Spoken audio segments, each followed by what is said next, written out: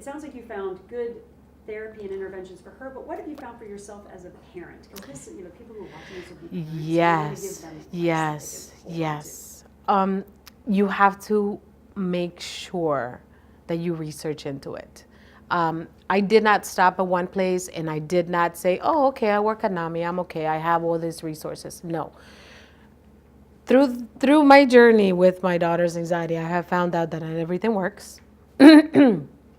Not everything that I think would work works, and something that works for her, I may not necessarily agree with.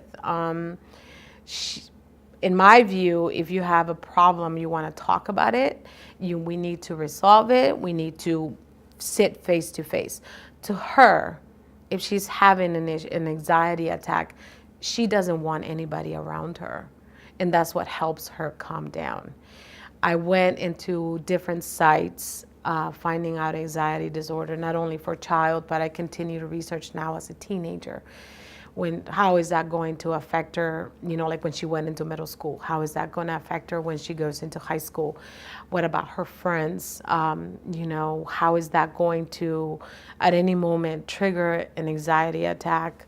Now that she's in high school, because whether I want to or not, she is going to be exposed to drugs, and I may not necessarily want, for her to partake in, but I have to be open-minded and have that conversation with her as well.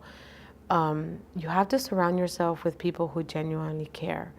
And the best part is you have to teach them, because as a person who comes from a Spanish Latino family, the first thing is something's wrong with your child. She's broken. My child is not broken. My child is perfect. So you have to teach your family members that this is just an illness like any other. Hey, if she fell and broke her leg, you're not just gonna tell her, hey, get up, keep on walking. No, you're gonna take her to the hospital and you're gonna get an x-ray and you're gonna get a cast, and she's going to go about her merry way. This is another illness that she has to, she deals with on a daily basis, and I believe it makes her stronger for it. So, she's wonderful. And her experience with anxiety and me being so open about it, I don't want her to feel ashamed.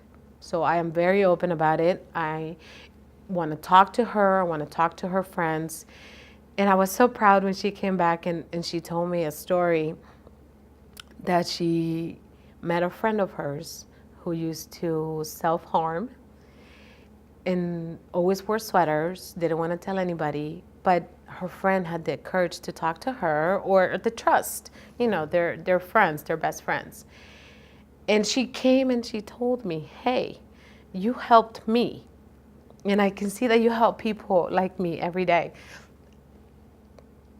How can I help her? So I was like, you know what? Listen to her, talk to her, and tell her that there are people out there who love her, and that if she feels that she can't control it, she needs to look for help. It was a process because the child did not want to look for help. She was ashamed. She was embarrassed.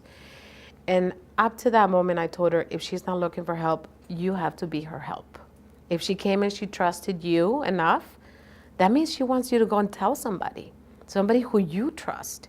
So she spoke to a counselor, and the child got help.